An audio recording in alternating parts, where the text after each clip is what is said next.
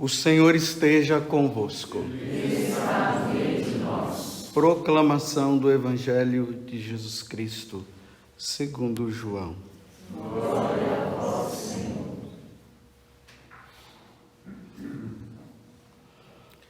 Naquele tempo, Jesus ergueu os olhos para o céu e rezou, dizendo: Pai Santo, guarda-os em teu nome, o nome que me deste, para que eles sejam um, assim como nós somos um. Quando eu estava com eles, guardava-os em teu nome, o nome que me deste. Eu guardei-os, e nenhum deles se perdeu, a não ser o filho da perdição, para se cumprir a Escritura. Agora eu vou para junto de ti, e digo estas coisas estando ainda no mundo, para que eles tenham em si a minha alegria plenamente realizada.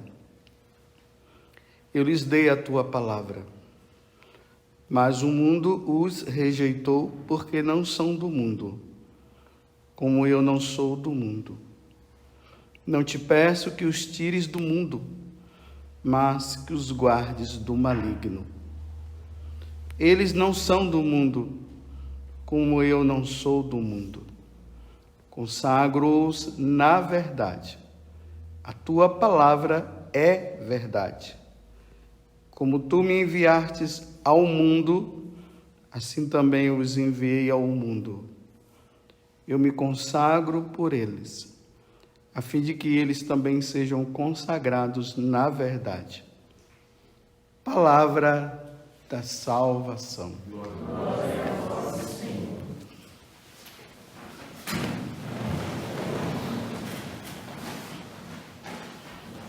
Estamos nessa 7ª semana da Páscoa, nos preparando para o próximo domingo, que é o dia de Pentecostes, onde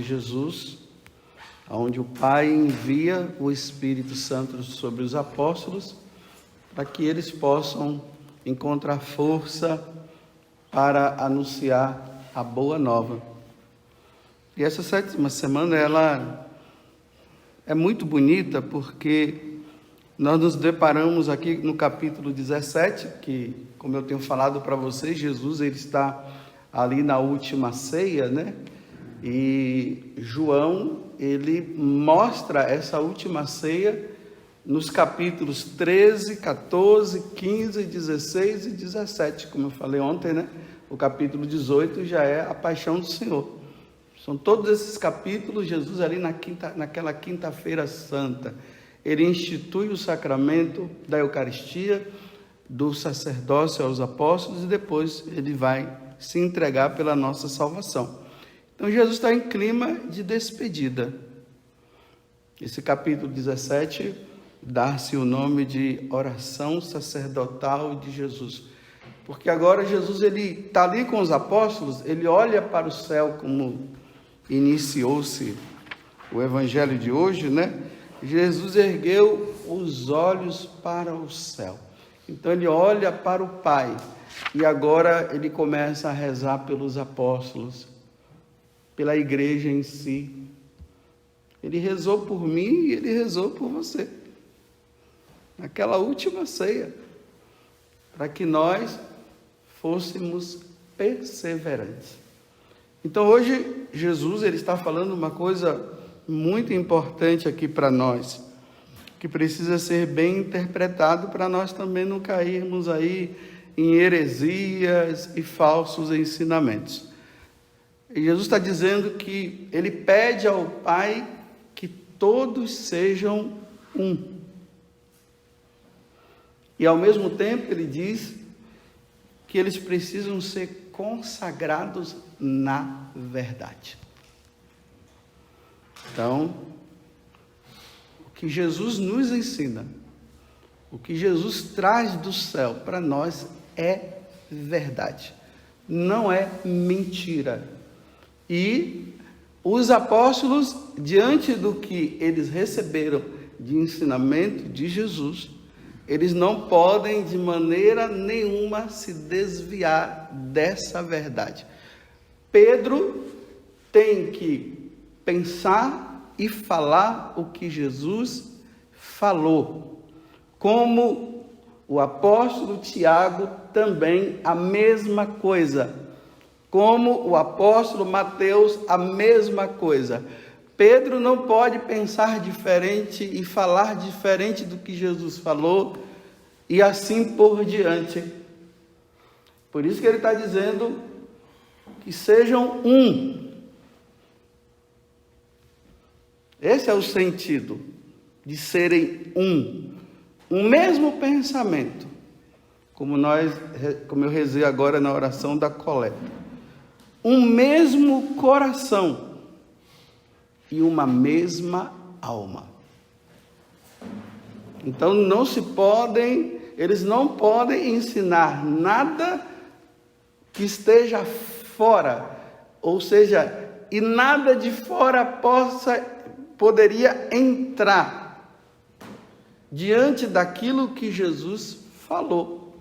Por exemplo, eu sou o pão da vida. Pronto. Aí é igual papagaio, eu vou repetir. Jesus disse que ele é o pão da vida. Ah, mas Tiago vai dizer agora que é o pão da morte. Epa, não, Tiago, está errado, hein? É pão da vida. Ele falou pão da vida. Estou falando assim de maneira bem simples, para que vocês possam entender o que significa essa unidade. A unidade que Jesus está pedindo é a unidade da Igreja Católica. Todos os católicos têm que ter um mesmo pensamento, um mesmo coração e uma mesma alma.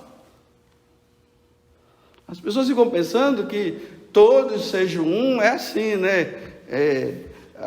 A igreja daqui com a seita de lá, com aquela religião de lá, todos um. Não, tem que estar alicerçada, todos nós, no mesmo pensamento. Veja o que é que Paulo está dizendo na despedida que ele faz, aqui no capítulo 20 dos Atos dos Apóstolos. Ele reúne, os anciãos da igreja de Éfeso e de Mileto, todas, aquelas autoridades lá, que estavam à frente daquelas comunidades.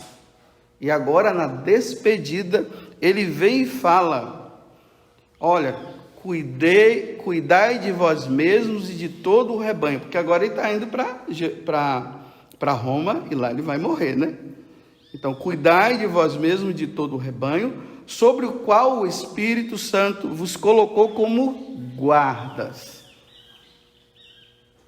Isso, está vendo? As autoridades ali das comunidades, das igrejas, para pastorear a igreja de Deus, que é uma, não são várias igrejas. A igreja de Deus é uma, é a igreja católica, que ele adquiriu com o sangue do seu próprio filho. Eu sei, olha bem, depois que eu for embora, aparecerão entre vós lobos ferozes, que não vão poupar o rebanho. Aí ele diz: além disso, do vosso próprio meio aparecerão homens com doutrinas perversas, que arrastarão discípulos atrás de si. Então, se a igreja ela não tiver um mesmo pensamento, ela se divide. Para ela não se dividir, ela tem que ter uma única catequese, um único ensinamento, para que ela não se divida. Então, no decorrer da igreja, o Espírito Santo foi colocando, vamos dizer assim, uma muralha em volta dela. Vou falar essa palavra só para entender. É como se a igreja católica fosse um gueto fechado. Então está ali, olha, uma muralha. E dentro dessa muralha estão os católicos. que eles não podem permitir que ninguém traga um ensinamento diferente daquele que foi ensinado. Se alguém entra, sai daqui. Não é esse. Você está colocando em xeque aquela verdade que Deus nos deu, que ela deixou através dos apóstolos e que foi ensinada durante todos os séculos dos séculos, o amém nós vamos dizer lá, né? Mas durante todos os séculos, enquanto nós vivemos aqui, é um mesmo ensinamento. Esse ensinamento não pode ser diferenciado. E no decorrer da história da igreja, os chamados modernistas, né, com esses ensinamentos modernos, foram tentando colocar, mas a igreja foi lá e disse não. Aí que surge as chamadas heresias e tudo mais, né? Mas a igreja vai lá e diz não, e um pensamento só, uma alma só e um só coração.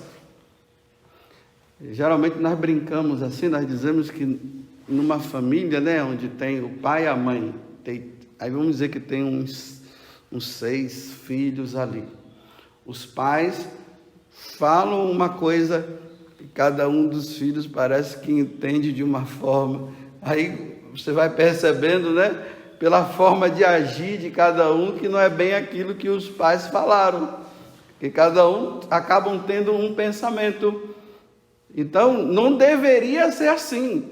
O que os pais ensinam, todos os filhos deveriam entender claramente o que eles quis dizer, o que os pais quiseram dizer, para que não haja cada um pensando de um jeito, porque isso vai causar um transtorno na família. Na igreja, é isso que acontece. Não pode existir transtornos. Um pensamento só, eu os consagro na verdade. Eu não os consagro na mentira. Que todos sejam um. Vocês entenderam até aqui o que eu quis dizer? O que eu estou dizendo? Então agora vamos falar de uma forma mais prática. Geralmente eu fico dizendo aqui para vocês assim, olha, estudem. Por quê? Porque estudando aquilo que a igreja nos ensina, nós vamos nos manter na verdade. E os lobos cruéis, eles não vão conseguir te tirar, porque é um pensamento só. Então, a igreja católica, aonde quer que ela esteja, ela tem um ensinamento único. Vou dar um exemplo assim bem prático. Tem um país chamado Butão, talvez você nunca ouviram falar no nome desse país. Ele está lá na Ásia Meridional. O mesmo ensinamento que os católicos de Butão, eles aprenderam, é os mesmos dos católicos daqui do Brasil. Não há diferença. Por exemplo, a missa começa com a procissão de entrada e o sacerdote, quando chega no altar, ele beija o altar e ele faz o sinal da cruz. Lá em Butão é a mesma coisa. Lá não é diferente. Por exemplo, o padre entra, aí primeiro ele faz o sinal primeiro ele beija o altar, depois todo mundo entra em procissão junto com o padre, para depois fazer o sinal da cruz. Não, é a procissão igual. O padre entra, beija o altar e faz o sinal da cruz. Em qualquer lugar do mundo, onde tem a igreja católica, é assim que a missa começa. Então vamos aprofundar mais. A mãe, igreja dos cristãos é a católica. Não tem outras mães. A mãe é essa, é a igreja católica. Ali no século XVI, Martim Lutero inventou outra começou a inventar outras coisas. Aí começou a surgir, me desculpe eu falar assim, mas eu estou falando para os católicos, é só para nós entendermos, né? Aí foi surgindo umas madrastrazinhas por aí. Mas a igreja mãe é essa. Aí começou a divisão. Então, quando se fala cristão, nós temos que lembrar, os cristãos são da igreja católica. Não é daquela igreja lá que dá um nome lá qualquer e diz, não, é a igreja católica. Essa igreja, ela tem uma língua. A língua dessa igreja, dessa mãe, é o latim. Quando existem os documentos oficiais da igreja, eles são escritos em latim. Até mesmo para que quando haja as traduções, e se alguém traduz aqui, colocando uma coisa meio ideológica e tendenciosa, você vai lá na língua original e ali você vai ver se realmente... Por isso que nós católicos deveríamos saber o latim, né? E também o latim, ela faz com que a igreja ela tenha uma unidade. Por exemplo, você vai celebrar a missa num lugar e tem várias pessoas de diversos países, então reza-se e celebra-se em latim, que é a igreja, que é a língua mãe da igreja católica. Isso mantém todo mundo unido.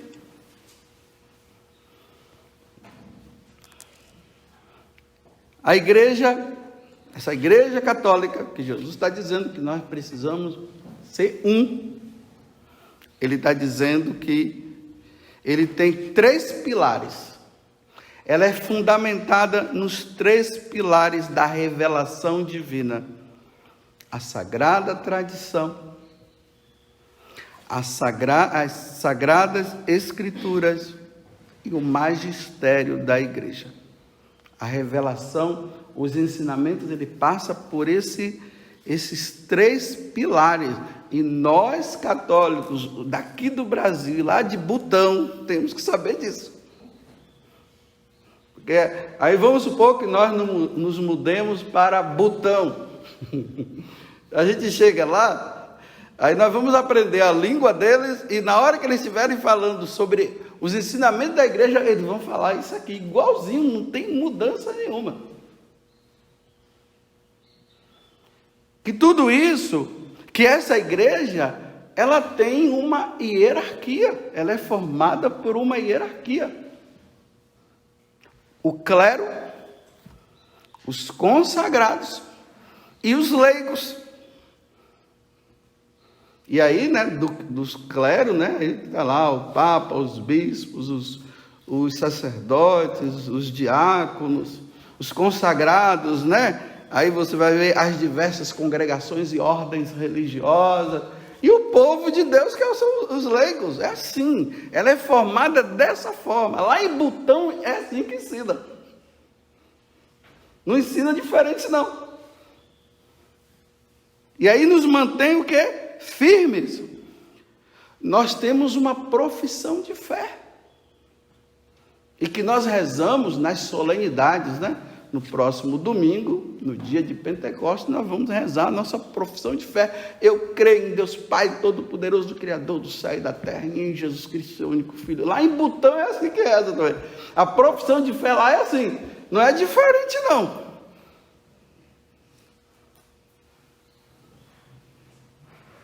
Que o que nos santifica nessa igreja são os sacramentos, que são 7. Lá em Butão não fala que são 8, lá é 7, porque aqui foi ensinado que é 7 e o que nós aprendemos é que são 7 sacramentos. Se alguém começar a dizer que tem 8, não entra nessa onda não, são 7 sacramentos. Fundamentados nos 10 mandamentos. E nós precisamos saber quais são os 7 sacramentos, nós precisamos saber quais são os 10 mandamentos.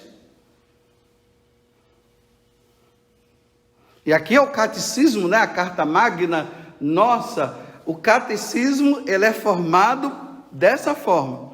A primeira parte, a profissão de fé, depois vem os sacramentos, depois os mandamentos e se encerra com o Pai Nosso, que é a oração. Lá em Butão é assim que ensina também. Não ensina diferente não. Para mantermos unidos, que essa igreja que nós pertencemos, que a igreja quer dizer a convocação daqueles que se converteram, que foram batizados e que tem como herança o reino dos céus, eles se reúnem em volta da Eucaristia, participando da Santa Missa, que é a alma da igreja. Lá em Butão ensina que a alma da igreja é a missa, sem a missa do frito. Não ensina diferente não. E que essa igreja, ela tem 5 mandamentos.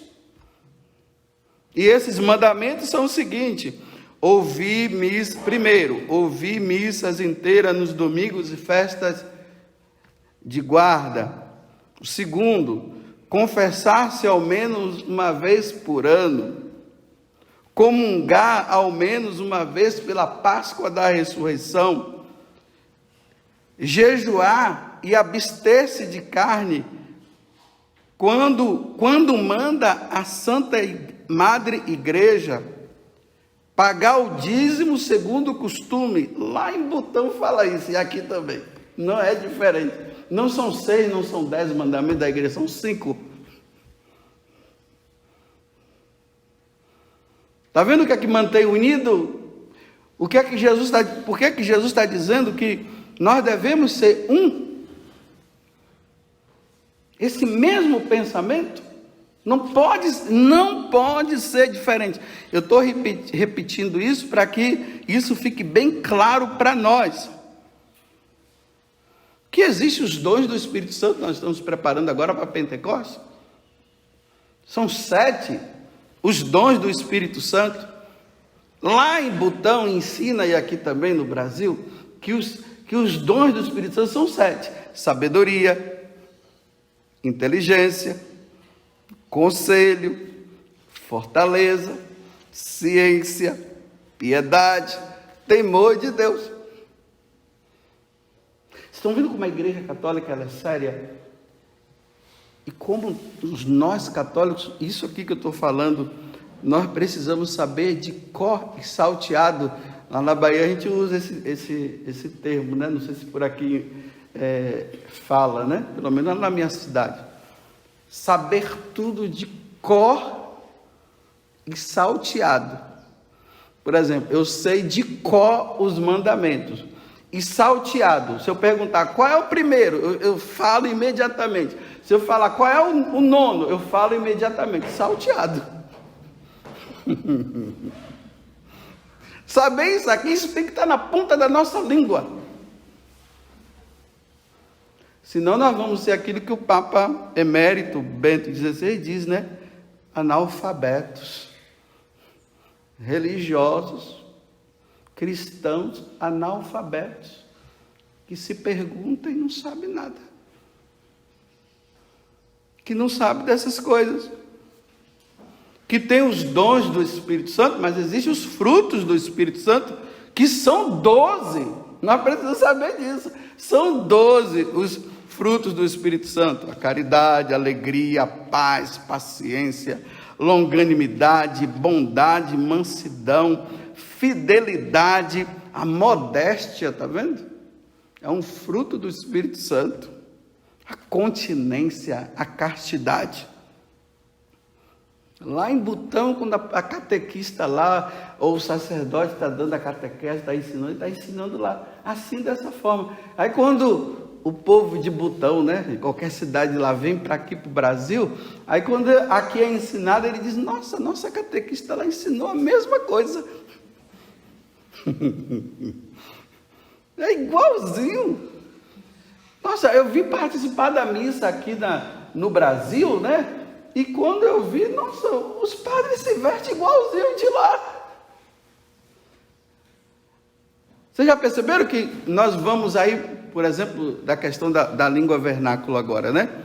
Então, hoje se celebra a missa na língua vernácula. Então, você vai lá num país de uma língua que você nem sabe. Então, começa a missa, você não sabe o que eles estão falando, mas você acaba respondendo o que você sabe que é a mesma coisa. Aí o padre lá fala assim, inclinemos, você está ouvindo assim. Aí você vê o povo abaixar a cabeça, você abaixa a cabeça, porque você já sabe que depois que faz o sinal da cruz, o que vem é o ato penitencial. Aí fala lá, sabe, me aflida lá, aí você, Senhor, tem de piedade de nós. Cristo tem piedade, você responde na sua língua, você sabe que é um ensinamento só. Que coisa linda a Igreja Católica. E aqui nós devemos dizer mais uma vez, como Santa Teresa d'Ávila, morro como filha da Igreja. Morro como filho da Igreja. Imagina, a pessoa é batizada, depois morre como espírita. Ah, que besteira. Burro, não entendeu nada, não aprendeu, não quis também se aperfeiçoar. Aí morre, não aceita lá. Foi batizado na igreja, aí morre como, sei lá, a igreja lá do Cuspe Divino, que tem uma igreja assim com esse nome, né? Nomes esquisitos.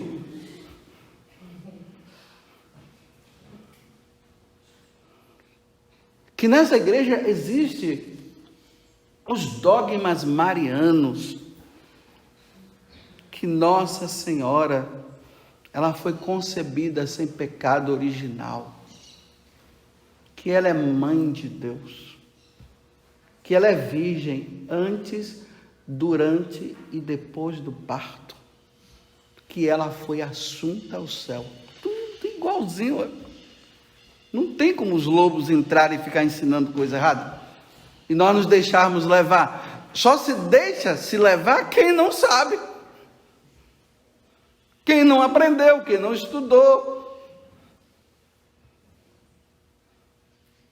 Aí depois que larga a igreja, né, ainda se acha o tal, anda de salto alto se achando, né? Agora encontrei Jesus. Encontrou Jesus coisa nenhuma. Eu não sei quem foi que você encontrou, não, só não foi Jesus.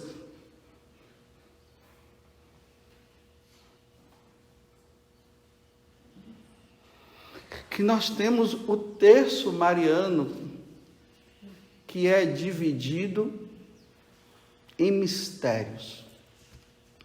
Os mistérios gozosos, os dolorosos, os luminosos, que o Papa João Paulo II, no ano mariano, trouxe os luminosos, e os gloriosos. Lá em Butão rezam assim. Primeiro mistério gozoso. O anjo aparece a Nossa Senhora. Lá em Butão, na língua dele, eles falam isso, e é a mesma coisa. A gente começa, Pai Nosso, eles enrolam a língua deles lá, e nós enrolamos a língua nossa aqui. Que dá a impressão que está enrolando a língua, né?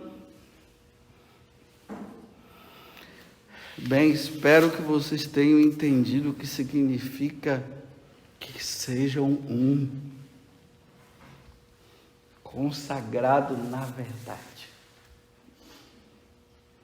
Está vendo que nós precisamos ter tudo isso na nossa memória, na nossa mente. Isso tem que estar aqui guardado. A mesma coisa como uma pessoa vai para a faculdade para estudar, né? Vai para a escola para estudar e aprender as coisas, nós, como católicos, precisamos estudar tudo que a igreja ensina. E olha que é muita coisa, viu? Se nós fôssemos estudar tudo que a Igreja Católica nos ensina, e deveríamos ser, nós iríamos morrer de velho e ainda ia ficar faltando sempre alguma coisa, porque é muita coisa, viu? Mas a igreja é muito séria. Imagina para um rapaz que é chamado a ser sacerdote, ele leva ali uns 7, 8 anos estudando numa faculdade. Eles têm que estudar filosofia, ele tem que estudar teologia. Não é assim não, pega a Bíblia debaixo do braço, pega uma garagem aí, coloca a Igreja do Cuspe Divino, aí começa a ficar cantando lá algumas músicas bonitas, aí as pessoas entram lá, né? Aí começa a cantar, bate palma, levanta o braço, aí o cara diz, Jesus está curando uma pessoa aqui, a pessoa, fui eu, pronto, aí já começa a dizer que essa igreja, que rapaz, vai estudar muito, viu? Não é só ficar ali com a Bíblia interpretando do jeito que você quer, não. Tem que estudar os santos padres. Os filósofos clássicos, como Aristóteles e Companhia Limitada, para entender o conhecimento humano que nos leva à transcendência do conhecimento divino. Tem que passar por aqui. Aí fica esse povo aí, agora eu encontrei Jesus aonde? Todo lambuzado de cuspe? Pode colocar lá na internet se não tem essa igreja. Igreja do Cuspe. O divino foi eu que acrescentei. Tudo lambuzado. Você entra naquela igreja, está todo mundo cheio, tudo lambuzado. Tem que tomar banho com sabão e agora tem que jogar também o álcool e gel para ficar melhor, né? Para desinfetar tudo, porque você entra numa igreja para receber cuspe, que não é igreja, né? Tá bom, estudemos, vamos estudar, para que os lobos não nos dividam, para que nós católicos sejam, como dizia o Papa João Paulo II, com aquele grupo de jovens que ele tinha, né? Uma só alma e um só coração. E eu vou morrer com a graça de Deus, se assim Ele quer, eu sei que Ele quer, como filho da Igreja Católica. Louvado seja nosso Senhor Jesus Cristo. E a nossa Mãe Maria Santíssima.